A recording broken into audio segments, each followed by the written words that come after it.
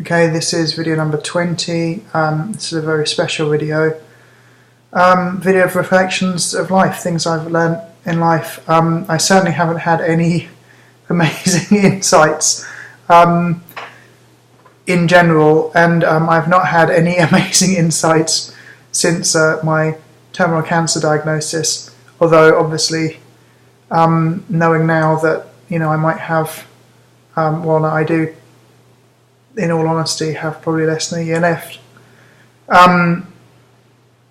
Nothing magical has popped into my head, but I do reflect on life quite a lot anyway. I think that's an important thing to do. So here are 5 ideas, certainly not my own ideas, but just things that I've picked up from reading books mainly, but also from other people, and that I've applied to my own life and have really made a big difference to me. So one thing is the idea of living in the moment. Living in the moment is, I think, not a good idea if you do that exclusively. There's a lot of people tie up with Zen Buddhism and this kind of thing, and appreciating the moment is obviously very important.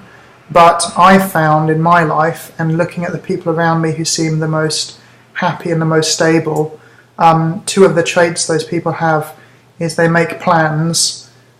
Even they make plans that are too big for their current situation. So making a plan that seems unrealistic, it can be a very good thing. So you have something really big to look forward to, and take action on that plan. But also reflecting on just enjoying the memories you've had. People I find who are really happy when they're together with their friends, they often talk about happy times they have. They're not just talking about the moment now that they're in, the restaurant that they're in, or whatever they're doing. They talk about happy memories they had together.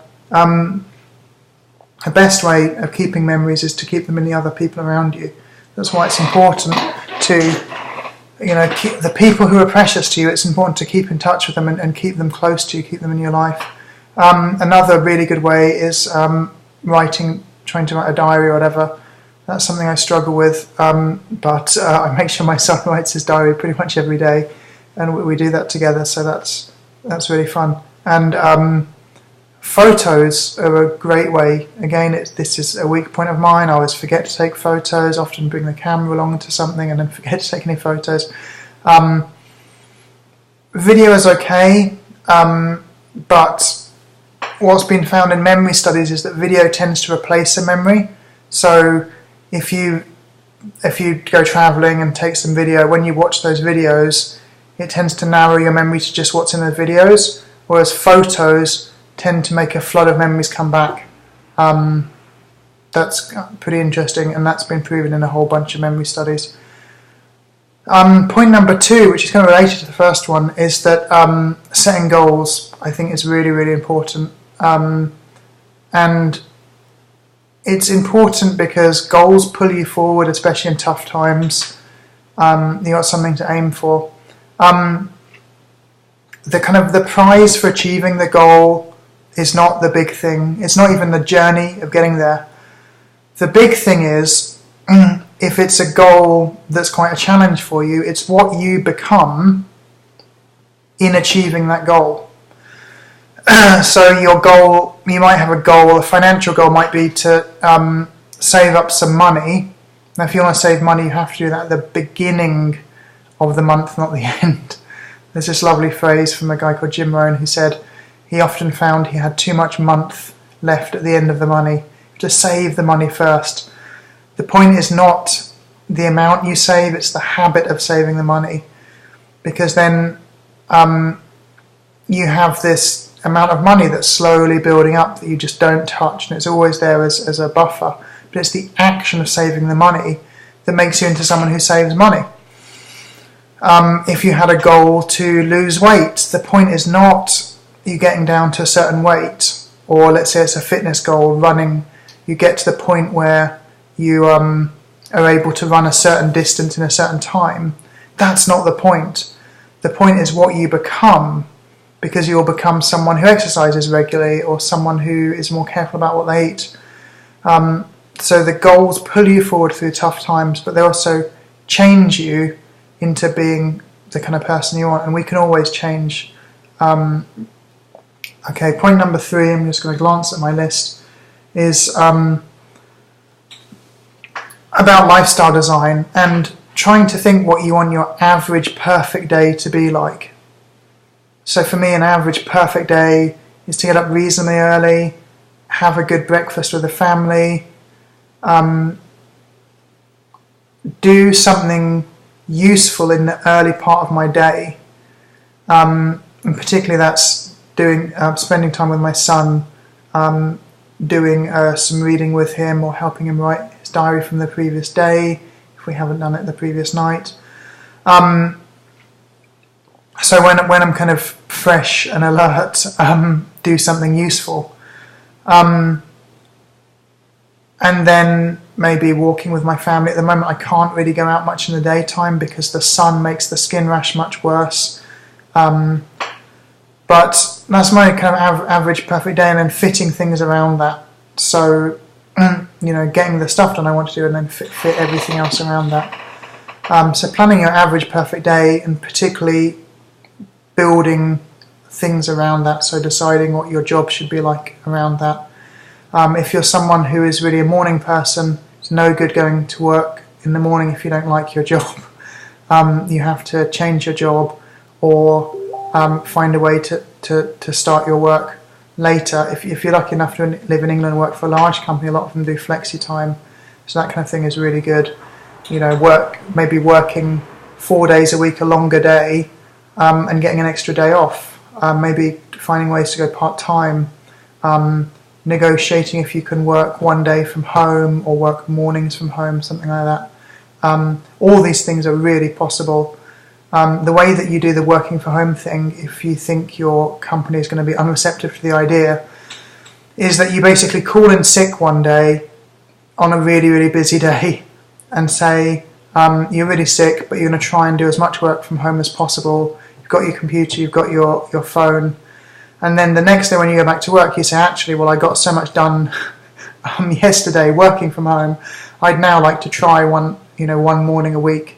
So you think of like what's the minimum you could ask for that would make a difference in your life, and then build up from there, and then eventually you'll be working like 2 or 3 days from home, which is great. Okay. Something I've mentioned in previous videos, this is point number 4, I think I mentioned it in one of the previous videos, is the 3 questions you need to ask yourself really quite regularly. Who am I with? So who am I spending my time with? What am I doing to them? What are they doing to me particularly? And am I okay with that? Because you shouldn't spend major time with minor people. This is one of the reasons why it's not usually great to work for large companies, because you're often spending a lot of time with people you wouldn't usually choose to be with, and that can be good and bad, but you shouldn't spend kind of major time with minor people. You should spend time with people who are fountains giving you lots of energy, not drains draining away your energy.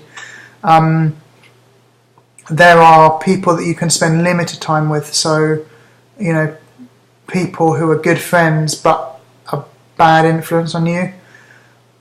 If you're trying to give up smoking, it's not a good idea to hang out with a whole bunch of smokers. If you're trying to lose weight, it's not a good idea to hang out with people who are always saying, let's go to McDonald's or let's go out for donuts or whatever it is. So who am I spending my time with? What are they doing to me? And am I okay with that? 3 big questions to ask yourself really quite regularly. There are more of other people than there are of you. There's only one of you. So we're quite influenced by the people we're with.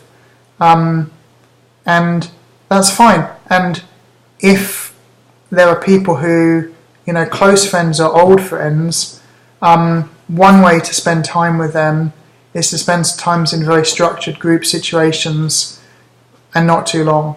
So you're going to go out for dinner with a bunch of people. And with the more important people who are kind of good influence on you, spend more one-to-one time with those people. And obviously you can keep in touch with friends by lots of technology stuff now. Point number 5, which again for me has been a big revelation in my life, and And this came about in 2009 when I started organising community events myself. This was the idea that I should make myself valuable to other people.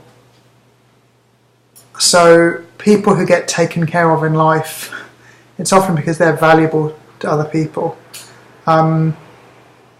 So this is something I try very hard to teach my son, and I'll teach my daughter if I live long enough for my daughter, I'll teach it to her. If not, I'll do some recordings for her on this point. She's coming up to 3 years old next month. My son is going to be, he's 7 now. He's going to be 8 in February. But making yourself valuable to other people is so important, and making yourself valuable to yourself. If you often feel kind of helpless, what can you do to make yourself valuable to yourself?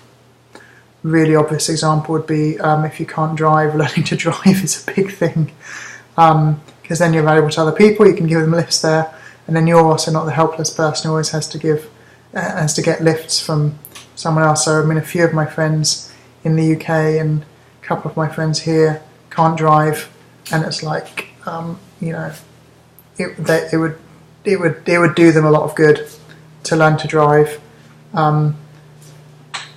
But that kind of thing, how do you make yourself valuable to other people? So, you could be someone who learns a lot of skills. You could help people out with things, maybe learn to be good at making something.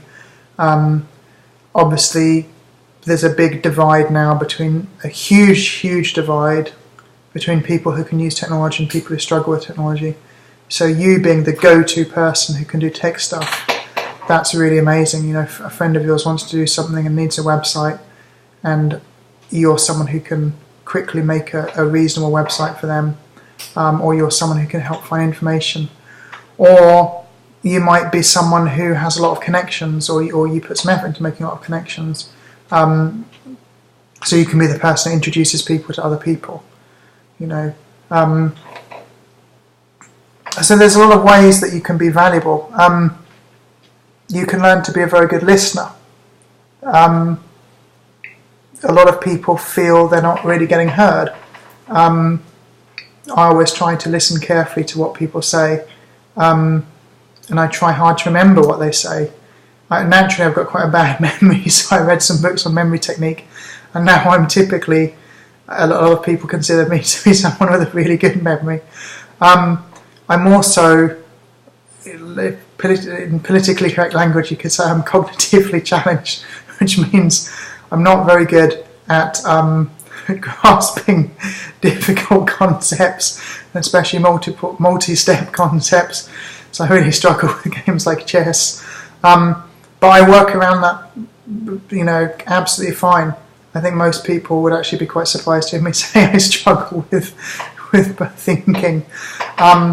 But I work around that fine. I make and take lots of notes,